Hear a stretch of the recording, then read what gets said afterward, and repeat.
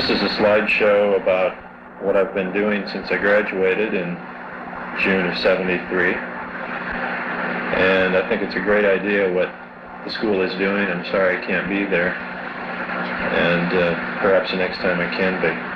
This is going to be a rather biased and long visual journey since that time of what is probably a rather unique experience compared with most of the graduates from school.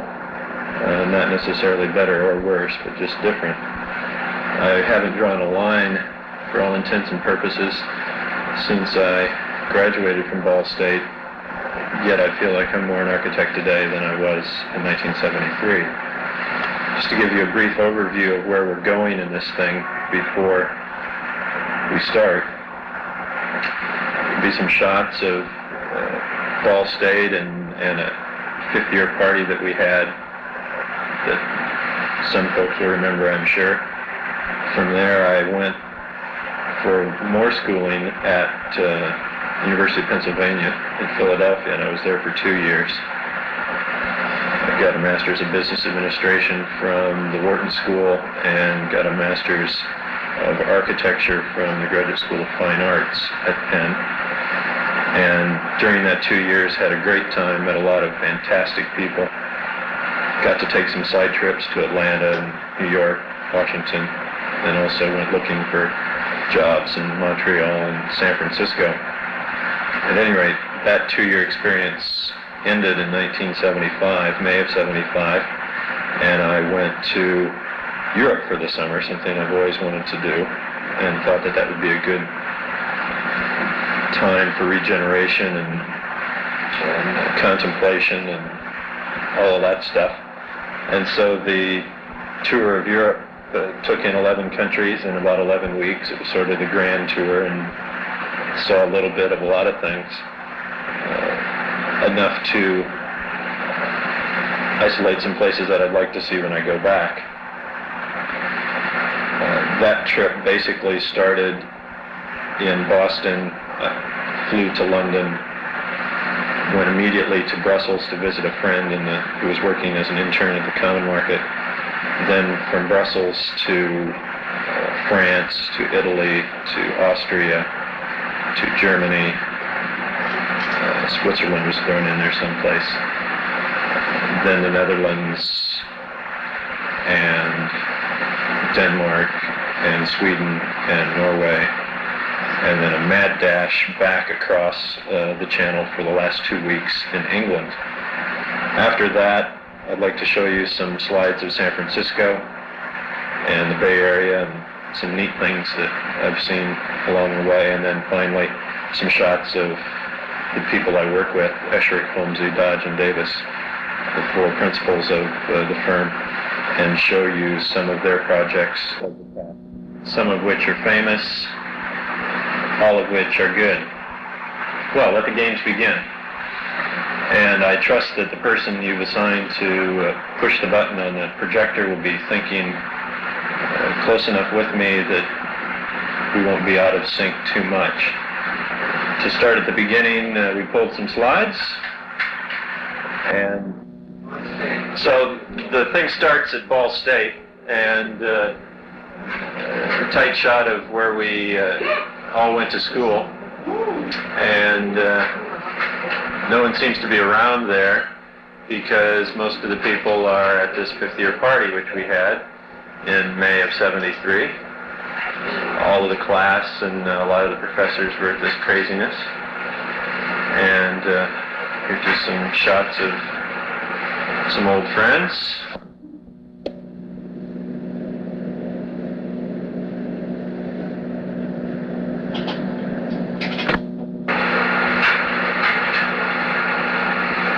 Some shots of Costello and Kinst, who were enjoying the kegs of beer that we had.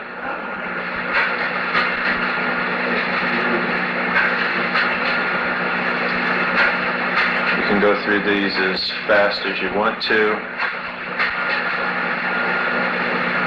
as long as... Typical problem with source. Yes, we were very silly then.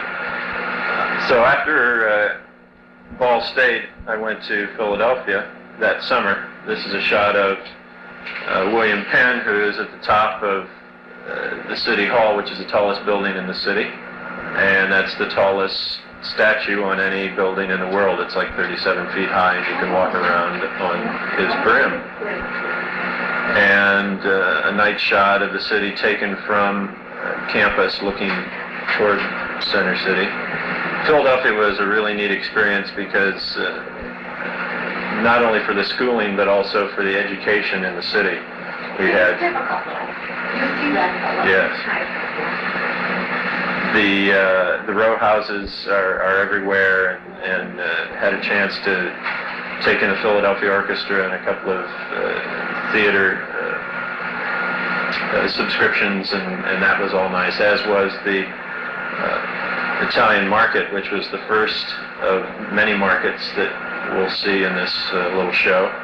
Cars go down the street as well as buses, and it's a pretty tight squeeze, but it's really a nice market. Very active on Saturday mornings and Sundays. Philadelphia has a real sense of civic pride, and this is one case in point. Super Sunday, which happens every October, and they close Benjamin Franklin Parkway and open it up to the city. 1 million people show up, and they have Super Sunday. They had rides and like a carnival and all the different interest groups in the city, the zoo and whatnot, all had their little exhibits, and it was a very good time. This is another special day. They closed the street again. This was International Day, and they had cuisine from all the different countries that were represented in the city. Again, another big turnout, and it was great fun. You can see in the top of this slide where William Penn is standing on the building in the distance. That's City Hall with the lighted clock tower. And this was a warm-up group before Chicago arrived on the scene, taken just before dark. This is where I lived for 2 years there, about 6 blocks away from campus, about a 15-minute walk. And tight shot of me in that environment. And just some general campus shots. The men's dorm is on the right, and sort of a common shopping center place is on the left of this walkway. This is the College Hall Green and the Graduate School of Fine Arts in the background, and the opposite side of that building. This is another rather interesting new building on campus called International House. It's housing for international students, and there's a really interesting atrium on the inside with the north light coming in from the left, and they hang all sorts of things in that space, and it's usually pretty pleasant. This is Zellerbach Theater, which is a part of the Annenberg School of Communications at Penn. And this is Vance Hall, the south side of the building, home of Wharton Graduate, which is a division of the Wharton School. This is the north side of that building. North light comes into the classrooms. In the lower right-hand corner, there are 2 levels of classrooms, and then administrative offices in the top 2 floors. And the computer center is on the 2nd floor. So there's a basement and 1st floor for sort of general use. Computer center on the 2nd floor, and then the 3rd and 4th floor offices. This is the interior space. Classrooms are on the right. Administration is on the left, and that space is filled up sometimes with these things, which were scale models of some airplanes done by Alexander Calder for Braniff Airlines. They eventually chose one called Flying Colors, and it flies between New York and South America. And there were 8 of these scale models, and Wharton was the only non-museum to exhibit them on their East Coast tour. The only reason Wharton got that exhibit was because the marketing guy who came up for the idea was a Wharton grad. Wharton is a business school, by the way, and so we took 18 courses of numbers and management and things like that. This is going up to the second floor in the computer center. I did some graphics there and let this slide suffice for all of that, which include, these are some posters for the fine arts program at Wharton. We had traveling exhibits come in, Norman Rockwell, etc., exhibiting in the lounges, and also the catalog for the school, which is probably the major effort and took a good deal of time. This is also a part of the Philadelphia experience, and I'm not as negative about that place or as neutral as people who haven't visited it or have only been there for a brief period of time. Philadelphia is a pretty neat place. Boathouse Row, which is unique in the world in that it has so many crew clubs in one place. That's in Fairmount Park, which is 4,000 acres and the largest municipal park in the world. And then we met some really neat people there. This is at a party for that girl, a birthday party, and that's Hoover Lounge, sort of the main study lounge of the place. And some people who weren't in Wharton. And in the environs of Philadelphia, this is Longwood Gardens, which is a botanical garden on an old DuPont estate southeast of Philadelphia. And a shot of my mother, who is the best financial manager I know, including all the people I met at Wharton. And just some more shots of Longwood Gardens. They not only have this indoor thing, but extensive grounds as well. So some of the side trips from Philadelphia during vacations and whatnot, this one is to Philadelphia, to Atlanta. That's Roger Neuenschwander, who graduated with us in 1973, and that's Omni International, which is the sports arena for the Atlanta Hawks and the Atlanta Flames in Atlanta. And then just some general shots of Atlanta. This is a Peachtree Center. I'm sorry, this is the Hyatt Regency Hotel, which was the first of the John Portman hotels. You'll notice the circular area in the slide is a cocktail lounge, and there's a sort of a birdcage roof that's hanging from a steel cord, which you can barely make out. That's the restaurant at the top of the Hyatt Regency. Here's looking at you. And this is Peachtree Center, which is office buildings in San Francisco, has a similar complex called the Embarcadero Center. It seems as though they rather pulled the drawings out of the drawer. That may not quite be right. But there's also a sense of history in Atlanta. And this is an interesting complex of offices and condominiums and hotel and shopping just, I think it's west of the city. No, it's north, by Jova, Daniels, and Busby, an Atlanta architecture firm. And then going back and forth to South Bend, had a chance to go to Chicago. This is where SOM lives in Chicago, in the Inland Steel building. The Lake Point Towers, pretty clean apartment complex. The First Pacific Bank's ocean or wave machine found in Chicago, which seems kind of strange. And Gary, Indiana. A little sense of our backgrounds there. That's enough of Gary. This is one of the more interesting slides of doesn't have anything to do with anything really, except this guy has a lot of outward signs going for him. This 912 Porsche with a California license plate that happens to say girls on it, with his ski rack on the back, and if you'll notice the stickers in the back window. It says Harvard and University of San Francisco. And I think that's him over on the right-hand side, and I'm sure he was carrying a Nikon. Washington was another side trip on occasion. Dulles Airport by Eero Saarinen, one of our personal favorites. And this is Wolf Trap Park for the Performing Arts. They seat 3,500 people undercover and another 3,000 on the grass, and that was a really neat place to hear concerts and watch ballet or whatever. I heard Virgil Fox heavy organ there, and it was really neat.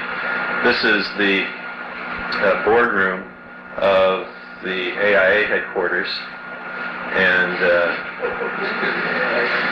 for all it's worth, for those of you who haven't been there, it's a pretty nice building. And when I was still at Ball State, and then there was one other meeting there. When I went to Philadelphia, I was I was the student representative on the Committee for Office Practice, and so that's why that slide was taken. Georgetown, and this is Monticello, Jefferson's invention, the serpentine wall, which has only one course of bricks, and they managed to stand up because of their configuration. St. Fitzy, John Kennedy's grave in Washington. And New York. Just happened to be in the right place at the right time for that shot. St. Patrick's Cathedral. Skyline. And then before we take off for Europe, this is Princeton. Happened to be there on a gorgeous fall afternoon. That's a Picasso sculpture in front of their architecture building. And that was just a very delightful campus, probably the most beautiful rural campus I've seen. And we need another slide, Trey. So the first leg in the trip to Europe was the Boston International Airport. This is their international terminal. Very interesting space, very nice. And from there I went immediately to London. Naturally, if you're on a jet, you go immediately to London from where you take off. But from London I went to Brussels to visit a friend who was an intern at the Common Market. And these scenes in the Grand Place in Brussels was my first taste of the European experience. These are guild houses, guild halls around this main square in the town with all sorts of prettiness up there. This is the first person I met in Europe. This kid's name is Norden, and he was born in Morocco, and he didn't speak any English, and I didn't speak any of his languages, and so we communicated on my little diary, and I got him to kick the ball just before he, or kick the ball for me, and I took a picture of him. And this is the only other place in Belgium that I visited. It's a place called Bruges, if that's the right pronunciation. And that was a very delightful small town, and it was a real blast from the past. From France, from Brussels, I went to France, and Paris was the first stop. The Eiffel Tower, and this is the Champs-Élysées with their $80 shirts and their $5 scotches, and everyone was just terribly tacky. There's the classic French dress, the Eiffel Tower in the background, and this is the first of many outdoor selling experiences. This is, these people are selling birds along the side, or food, open air markets, whatever. The Paris Opera House was probably the most opulent thing I saw. Opera and opulent. the op really fits.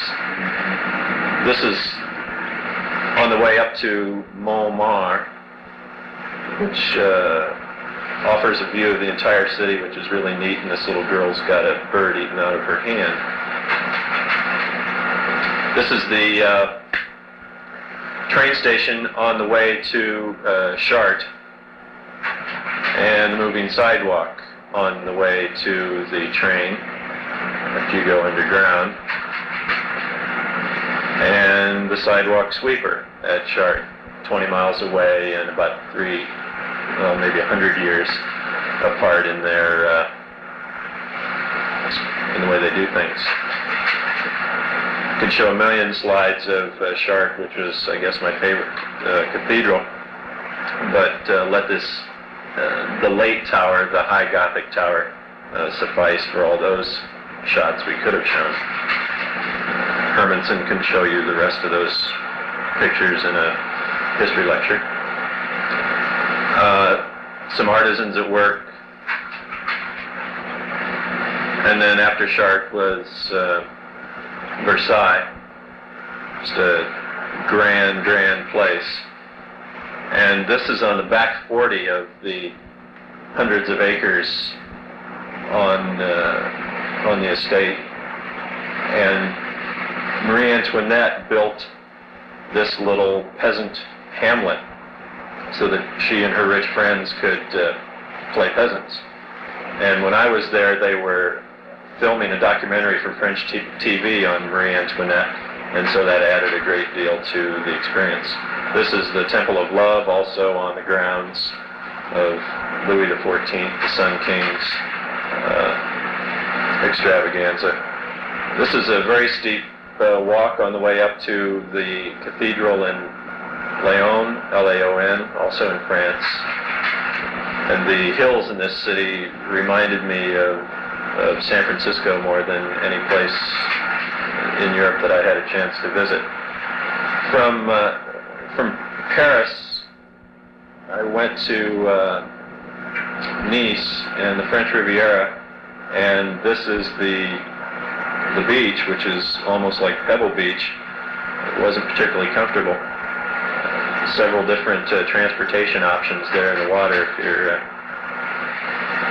interested. And I'm going to go up to the top of this mountain and take some pictures from this area, which was a fortress that overlooked the city. And along the way, there's some interesting side shots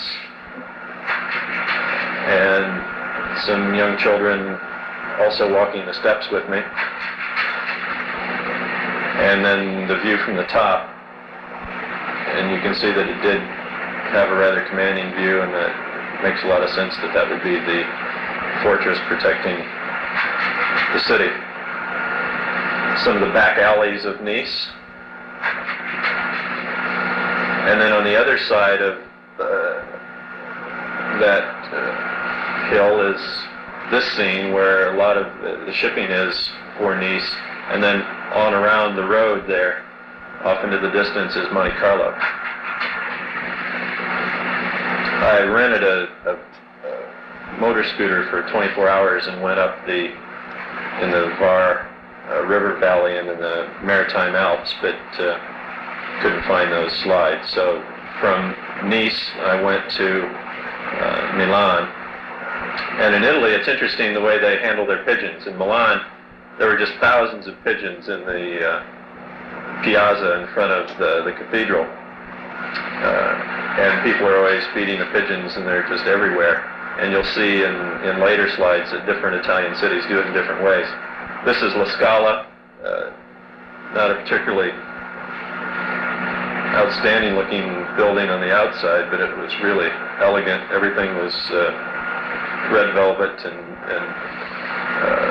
the people the ushers they looked like, I don't know what, priests or royalty or something. They had gold medallions hanging around on their chests. It was quite a place, and I got in there for, I think it was $1.25, and heard 2001: Space Odyssey and other selected classics. This is in the mouth of the Galleria, Vittorio Emanuele in Milan. It fronts onto the piazza, and these Italian men are talking politics, and I about got my film confiscated because they thought that I might give that to the government or somehow use it against them, and they really gave me a hard time. There's some textures that look like they've been there forever, also in Milan. A little advertising, they tend to be a little more uninhibited, liberated, whatever, than we are here. A taxi in Florence now, which was another fascinating city. This is the baptistry in front of the cathedral in Florence. These are a couple of guys that I was with in a hotel there that slept like 12 people in a room. The guy on the right was from Montreal, and the guy next to him was a rock promoter from Philadelphia.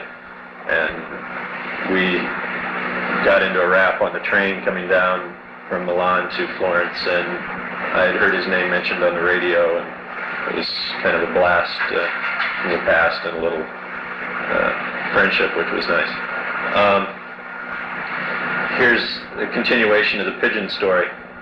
This is in front of the Bargello Museum, and they didn't have as many pigeons in Florence as in Milan, but the pigeons in Florence can do tricks. This pigeon is eating off of the little girl's head, and the guy with the leather hat is in charge there, and he always has them eating off of his head. For those in the audience that can relate, I just thought I'd make you feel at home. And then they closed off one of the piazzas, and they have sort of a World Series in the city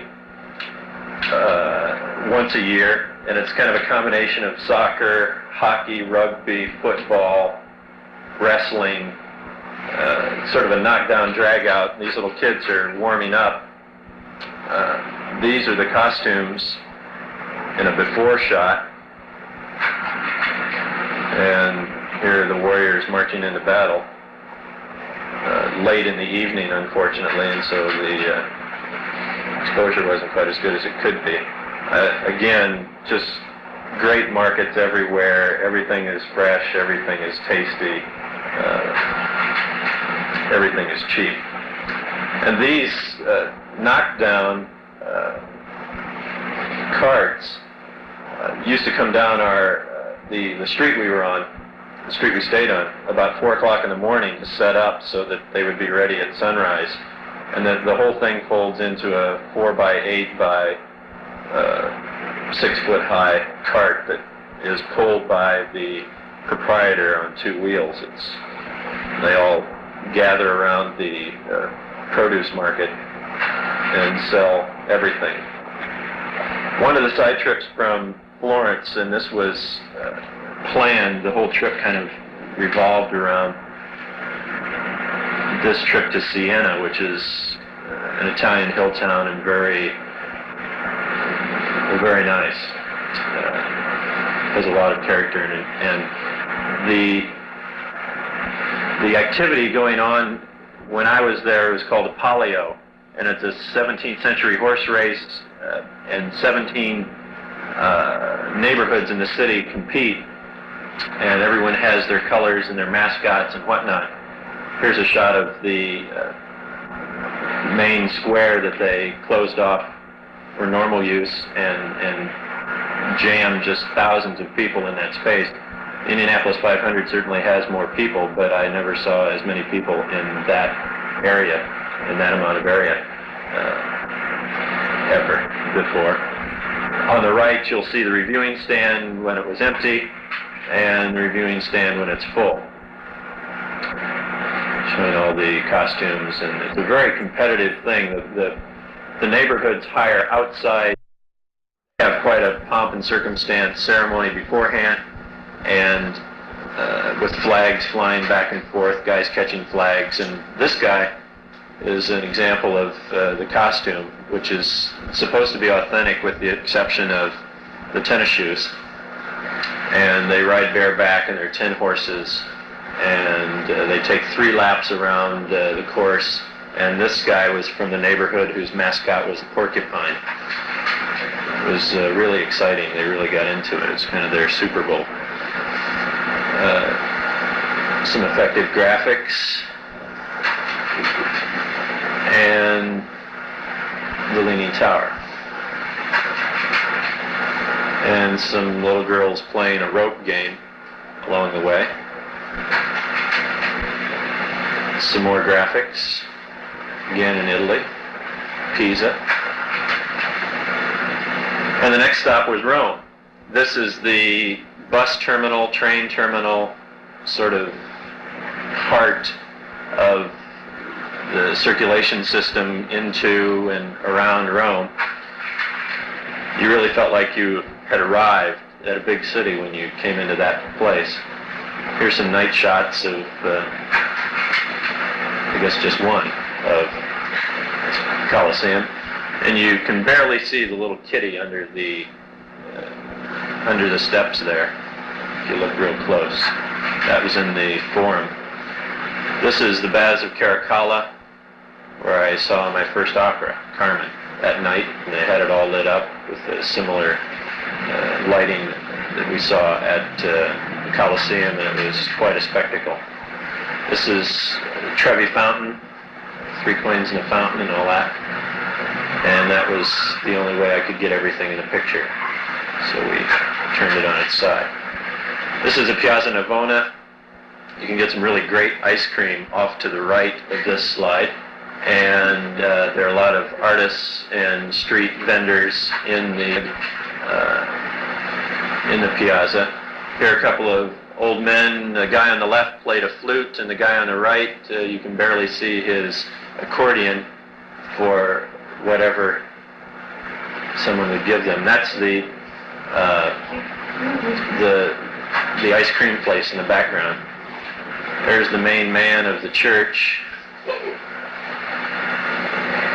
And, pardon me?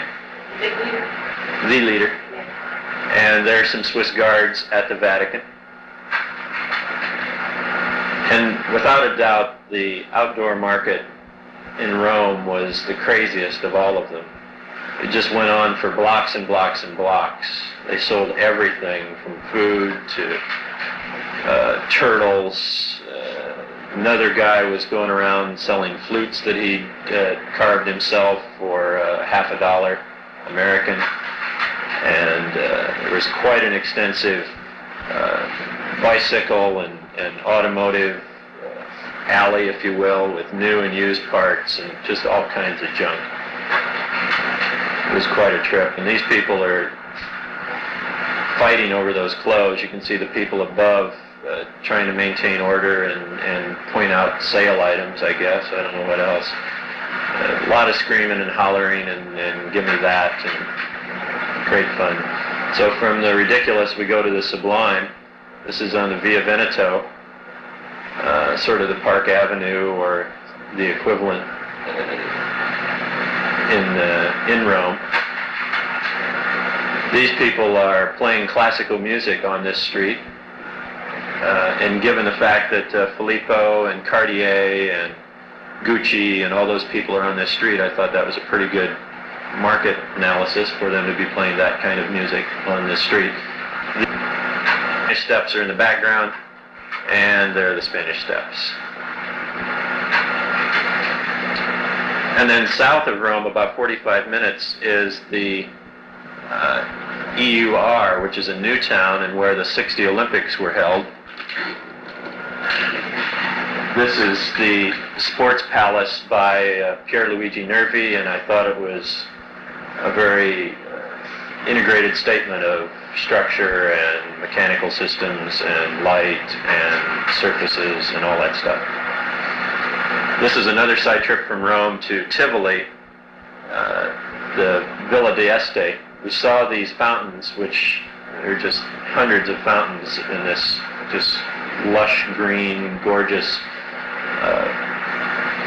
private estate. And then at night they have a paid admission, and you can see the fountains under lights. And I met some Italian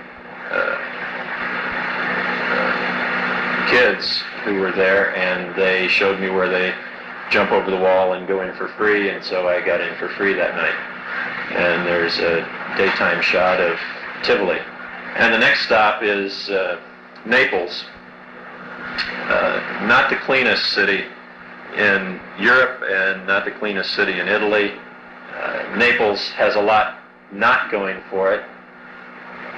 One thing that it does have going for it is that there are a number of side trips from Naples, and we're going to go on a couple of those. But first let me show you these guys who are playing a strange sort of card game where partners shuffled the cards back and forth across the table, and so everyone knew what everyone had.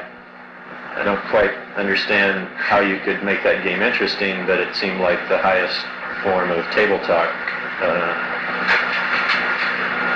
known to man. This is a numerous cars in Italian style in Naples. Numerous cars and lots of people walking behind this. This is one of the side trips to Pompeii, which was just a fascinating place. I point out these two theaters as being the most interesting. This is the small amphitheater, and this is the large amphitheater, and they still have orchestra performances here. They were really the essence of theater, and you really felt like the actors and the audience were in the same space and really interacting well. And this is a little cafe. Also in Pompeii, the guy's waiting for customers, and the little guy is counting his change. This is Capri, the Isle of Capri, or as the Italians say, Capri. A little street, vine-covered, and a guy feeding some birds that he would sell if someone wanted to buy them. And everywhere you went in Italy, they had ice cream or gelati. But as soon as you got off of the mainland and got onto the Isle of Capri, they had fresh squeezed lemonade. And this is kind of a standard, typical fruit stand. And we're out of slides for this tray. And this doesn't look like much of a picture, but it's the ride on the way up to Mount Salerno, which is probably the most breathtaking natural sight that I saw during the whole 11 weeks in Europe. It's a 12-minute ride through silence in those little chairs, and you get to the top and you have just a commanding view of the island and the outlying rock outcroppings and the Mediterranean beyond, and it's such a serene, magnificent place that I didn't even take a picture of the mountain because it just wouldn't be the same. And I tried to go on as many different rides as I could, and this is one of the hydrofoils that I rode on. This one was from Capri back to Naples, and then the other one was from France across the English Channel to wherever it was, wherever we landed in England. Dover, yes. This is Venice, and let this suffice for the Venice experience. There's a little taxi stand and a hotel entrance in the background. And there are a lot of sidewalks in sort of the land masses, but the gondolas and power boats and all of that really are the main mode of transportation. This is taken in Switzerland, although it could be anywhere. Some kids feeding the swans.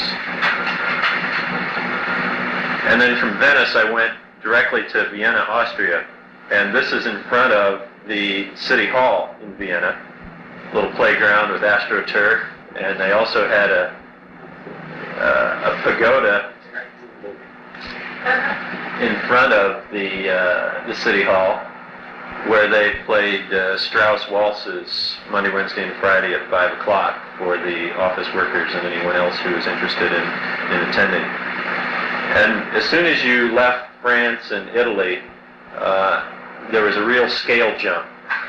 not only were spaces larger, but the people were larger, and I guess that's the chicken and the egg theory. But there was a marked difference in the size of things and the size of people.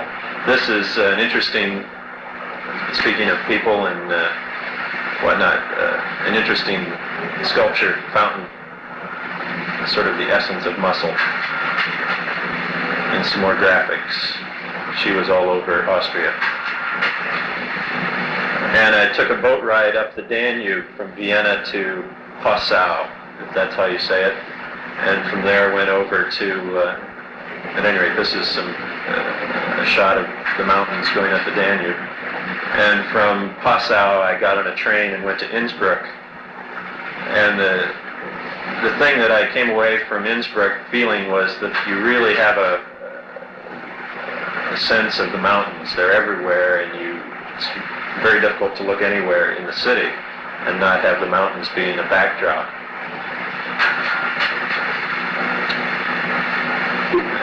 Chess, and a little girl in the background with the native dress, which they really do wear.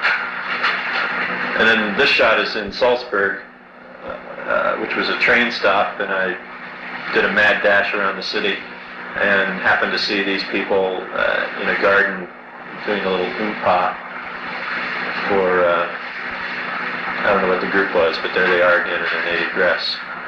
And then from Austria I went to Munich, or as the Germans say, München.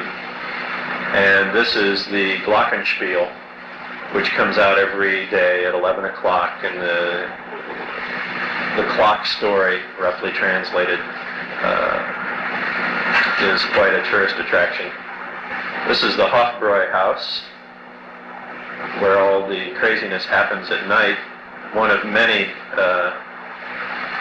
drinking halls in the city.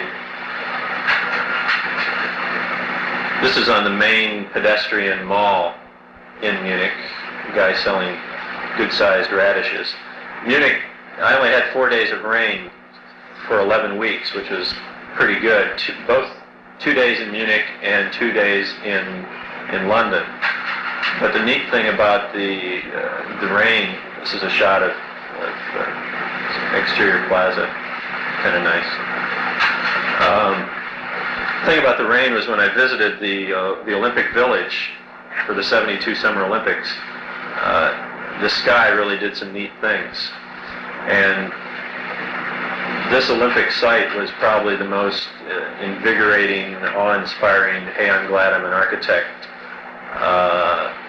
experience of the trip. It was quite a place.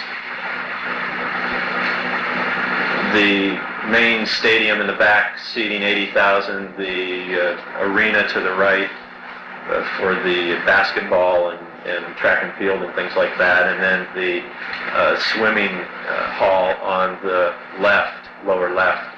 You can swim in the swimming pool, and the day I was there they were having a soccer game in the stadium, sort of an inter-city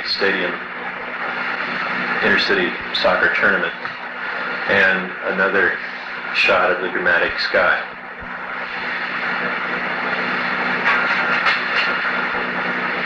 For Munich, I didn't have time to stop in any other German cities, and so I went to the next major attraction, which was Amsterdam. This is Dam Square in Amsterdam, and Amsterdam is billed, and rightfully so, as the youth capital of Europe. And that has a lot of positive things going for it and a lot of negative things, and let that picture suffice for Amsterdam. The next stop was Copenhagen, which was really fun. Spent a couple of days in Copenhagen and kind of took on this little guy's character, in that I went to the zoo and went to the circus, and there's some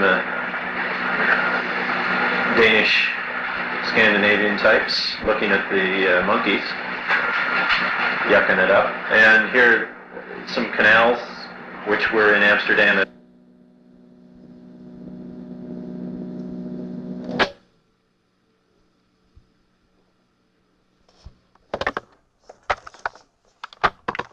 Sons of bitches. The couple I stayed with while I was in London. It's sort of a Beatles, Sgt. Pepper, Yellow Submarine shot there. And there's maximum security around the Prime Minister's house. Number 10 Downing Street. This guy was, this shot was taken at Hyde Park Corner, the Speaker's Corner, where everyone gets up and barks and people try to heckle them down. This guy was the best of all of them. Nothing anyone could say would get him off of his stream of consciousness rap, and if you interrupted him, he'd put you down quite handily. Bear hats. He was real, by the way, even though he faked me out. And when I was there, they were rehearsing for the Queen's birthday, which is quite a regal gala occasion. All the bear hats, the Queen's Guards, are out and marching, and they call this rehearsal Trooping the Color. And the bands and the horses, just hundreds of horses, and everything's going to be gold and silver, and you never know that that country is on the brink of destruction and bankruptcy and collapse and everything else by looking at all of their regalia. And one of the neater sounds of the trip were these guys. One of the neater sounds was these guys' shoes squeaking as they marched. If you can imagine hundreds of rubber-soled shoes squeaking, that's the first time I had ever heard that. It was unique. Here's their main man, I guess, in Big Ben. Regent Street, the main shopping street of London.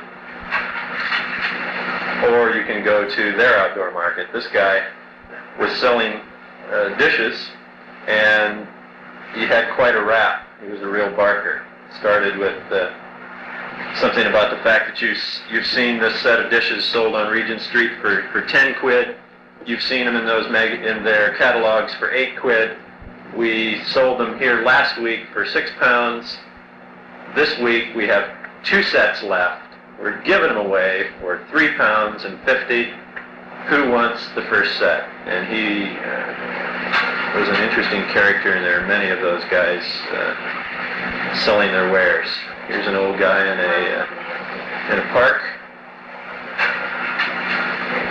And then this is the start of the traveling tour in the car. I rented a car for 4 days and drove on the left-hand side of the road. And only got faked out once, fortunately. This is Ely Cathedral, north of London. And I got there just at sunset, and I'm still not sure whether that slide is out of focus or whether I jiggled the camera or whether that's the way it's supposed to be. But anyway, this is Cambridge University. I think that's King's College. That's the Mathematician's Bridge, which supposedly doesn't have any nails in it. It was designed in 1700s or something like that. A little old and new. Cambridge was the finer of... If you're comparing Cambridge and Oxford, I found Cambridge to be nicer architecturally and spatially, but Oxford, the city of Oxford, and Woodstock, which I'm going to have a few pictures of in a minute, sort of balanced out the scales. These guys are playing cricket, a never-ending game for the English, very fitting game for them. And the never-ending cricket matches were only exceeded by the never-ending thatched roofs in the center of the country.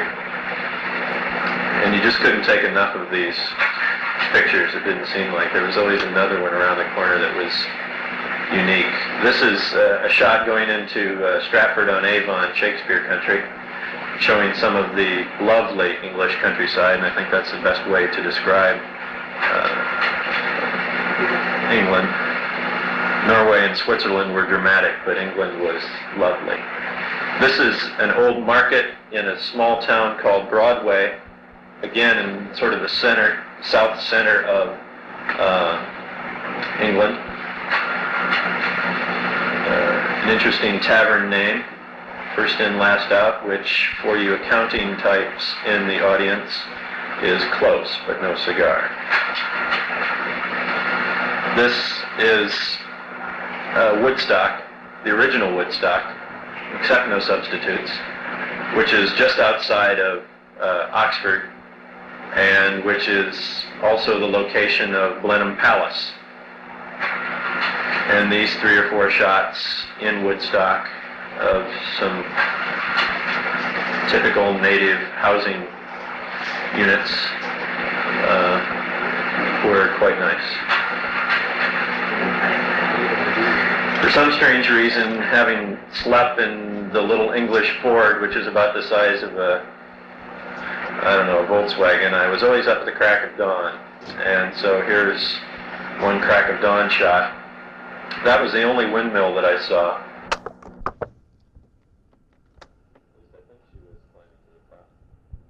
And then this was the last more than 1,000 tourists who were all running around the site. So I camped out in their parking lot that night.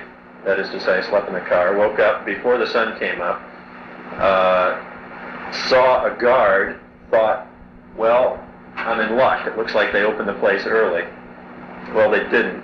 So there's only one place that I found. This is it's in the Salisbury Plain, and it's on a large triangular site which is bounded by barbed wire. You can't get in anywhere except this one place. And I jumped the fence, wrenched my back, found a place to hide behind one of the stones, and said, I'll just wait here until the sun comes up, and then I'll take the picture, and that'll be cool. Well, I no sooner got hid and got my camera ready, then the guard came around and said, I'm sorry, mate, I'll have to ask you to leave. And I tried to stall and wound up taking one picture while I was up close, but he said, you're going to have to leave the grounds, and suggested that I go on the other side of the road. And so I went on the other side of the road, and there were a few people camping out there, and they're campers. And only a couple of them were awake and aware of what was going on at Stonehenge at the time. And so now that was a pretty abrupt change, but here we are back in Philadelphia. Took off from London, landed in Boston, came down the coast, visited some friends in Philadelphia, and this was just after, although it was probably a week or 10 days after, the refinery explosion and fire in Philadelphia, in which Mayor Frank Rizzo, ex-cop, wound up falling down and breaking his leg and ensuring his election to a second term in office. At any rate, when I was headed toward the airport in Philadelphia, this bridge is a major artery into the city, and the tanks were still smoldering, smoking, whatever, and the fire department was still there hosing down the tanks. Well, this is a little bit out of sequence, but this is Montreal.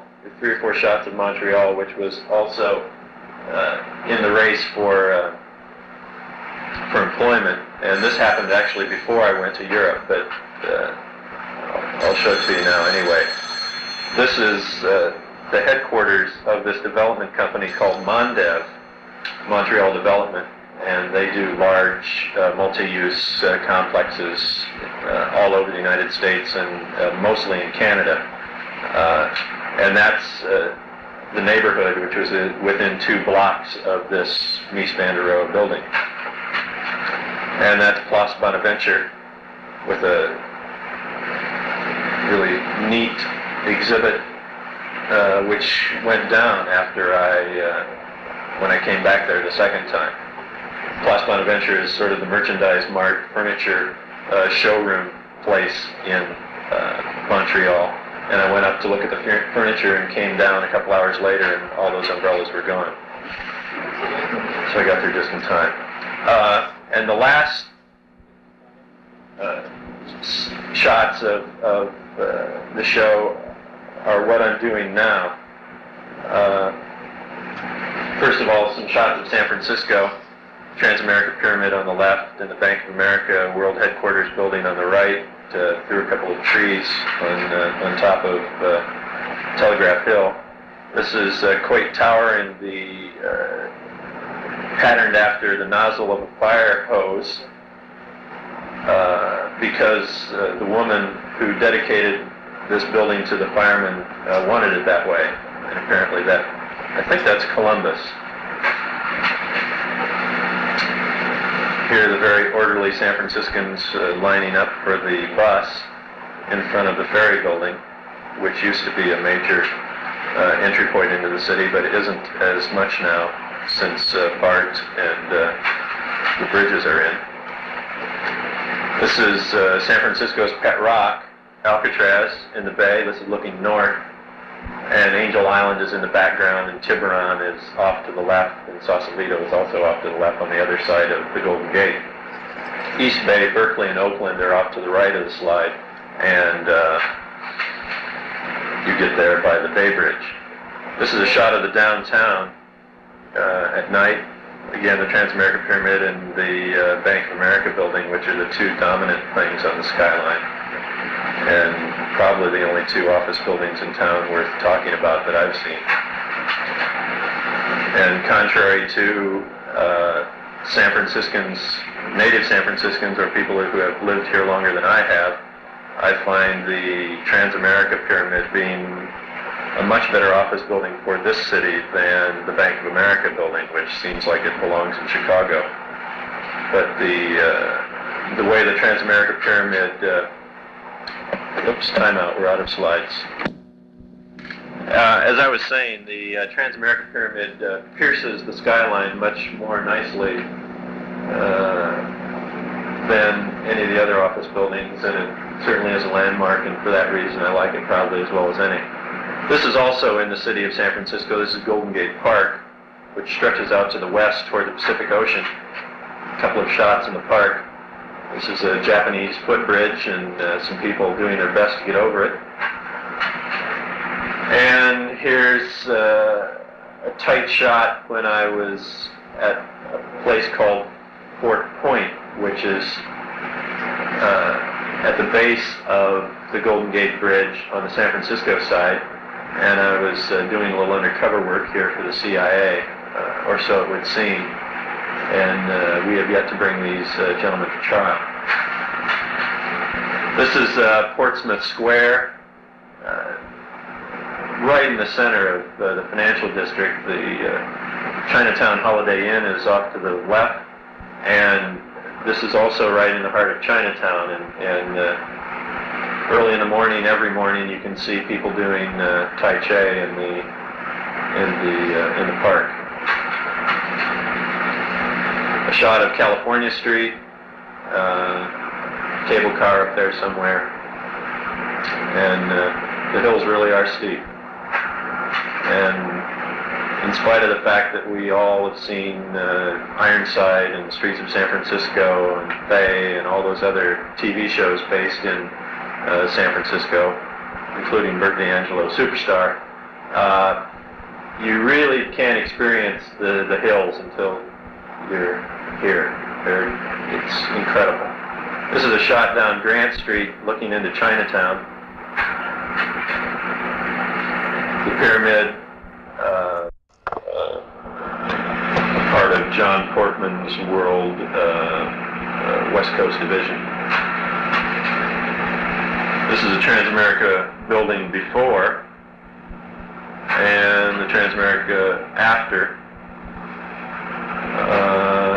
The City Lights bookstore, the pyramid, Embarcadero Center off to the left there.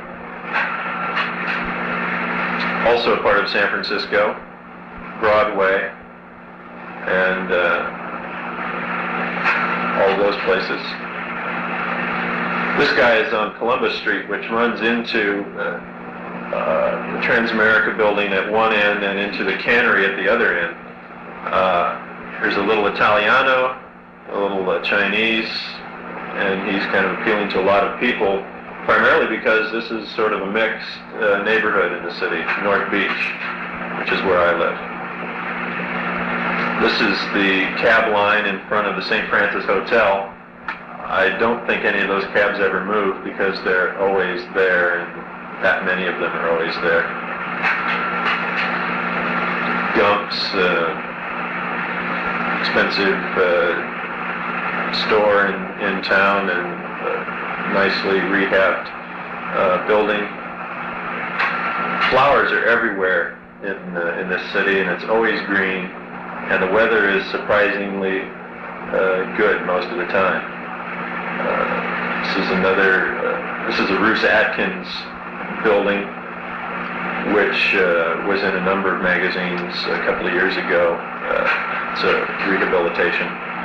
This is one of half a dozen flower stands in the Union Square area, which is sort of the main shopping center of the downtown.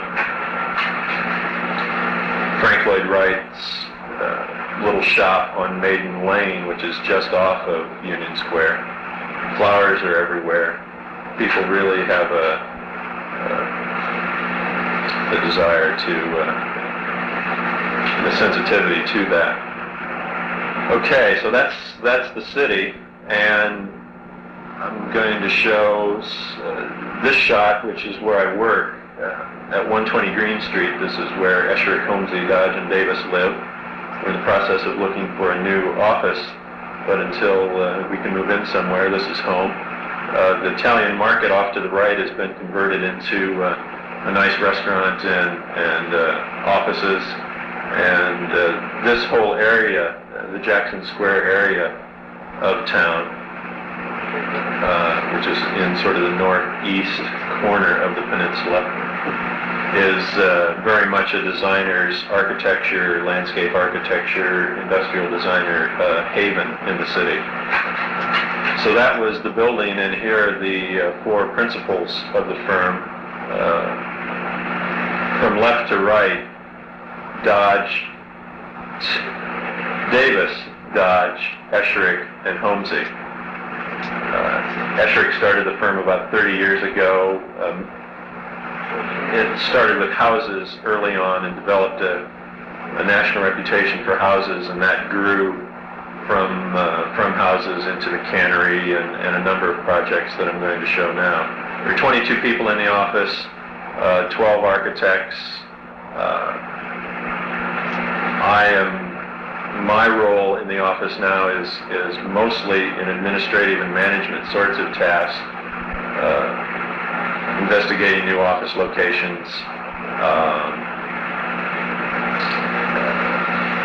being the honcho on the office brochure, which we're currently redoing, doing cash flow and budgeting and those sorts of concerns, as well as developing a framework for a business development plan that the firm can respond to and follow and hopefully continue to prosper and perhaps grow in the years ahead.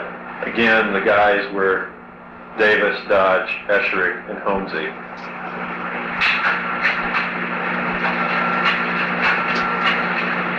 The cannery is probably the most famous thing the firm has done. They finished it in 1968, and I'm just going to run through a half a dozen shots of a half a dozen projects here.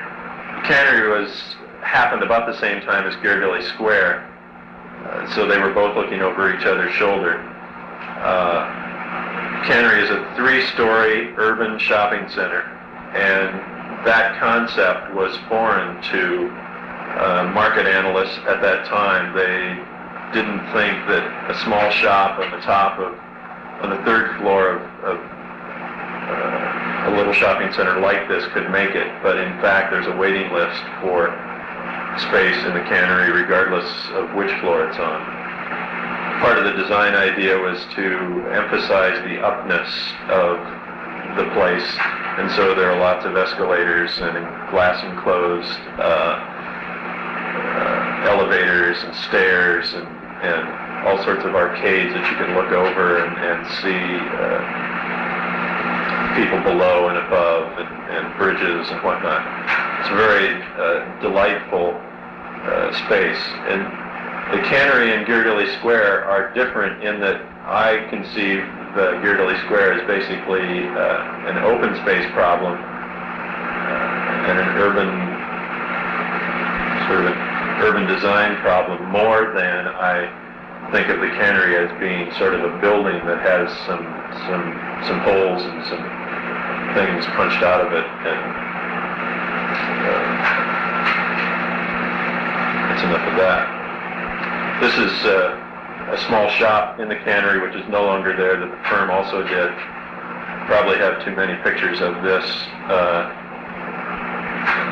given its relative importance, but it was kind of a fun place for a mod shopping experience. This is a human jukebox, which kind of hangs around the Fisherman's Wharf area, oftentimes around the cannery.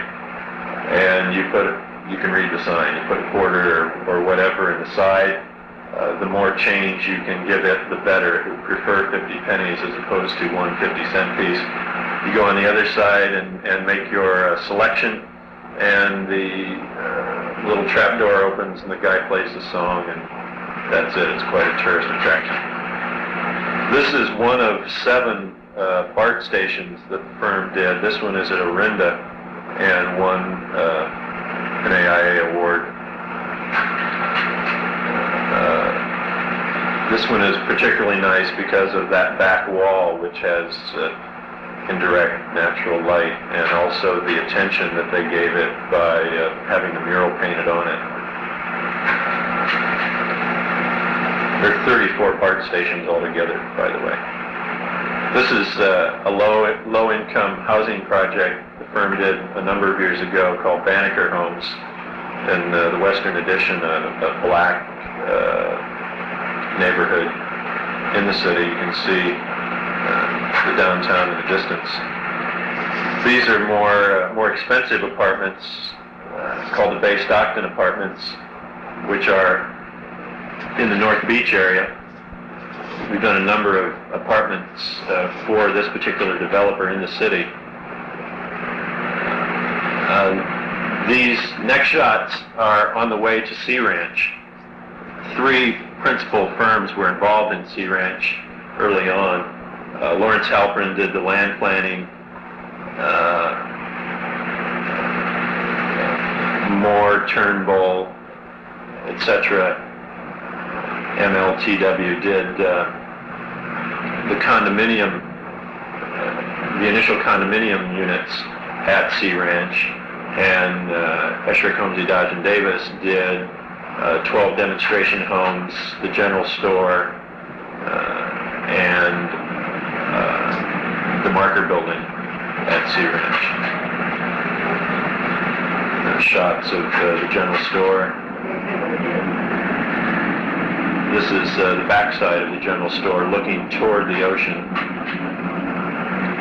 Another view of the general store and the Sea Ranch logo. Some of the demonstration homes and the brutal weather that's often the case at Sea Ranch.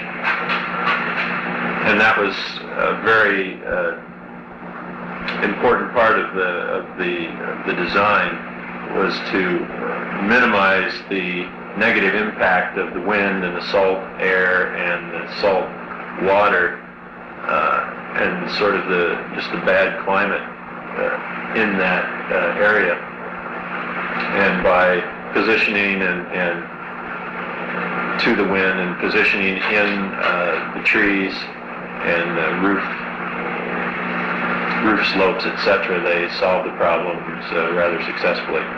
This is the inside of general store and the inside of one of the houses looking out. Some of these shots of the offices were taken by other photographers. This This is along Route 1, which is got to be one of the most scenic highways in the United States, going up to Sea Ranch. This is the student union at the Cal Poly in San Luis Obispo. The exterior was, the landscaping was by Lawrence Halpern and Associates, and we did the building. Some tight shots of that, little interior shot, skylight above, and large auditorium. Another, probably one of the more controversial buildings the firm has done, and also famous, is the College of Environmental Design building at UC Berkeley. This was a joint venture project that we are recognized as the dominant force, I guess you could say, in the project. We took it from concept through design development through working drawings for a number of reasons. Just some shots around that building. It was a very inexpensive building. They used prefabricated two-story pop-in concrete units, which were the exterior as well as interior surfaces. And the building is not air-conditioned, and it takes care of itself, which is an operative phrase around the office, with these sunshades. And it had a very low per square foot cost just because of that sort of attention. The notion was to have the thing exposed so that architects, future architects, could have a feel for what they were creating. This is another rehabilitation along with the cannery in this project. We're currently working on the history corner at Stanford University. This is the Far West Laboratories, located in San Francisco, an old warehouse building which was converted into offices for this educational research group. Some interior shots, or an interior shot. Here's another housing project. This one is near St. Louis, Missouri. I don't remember the name of it.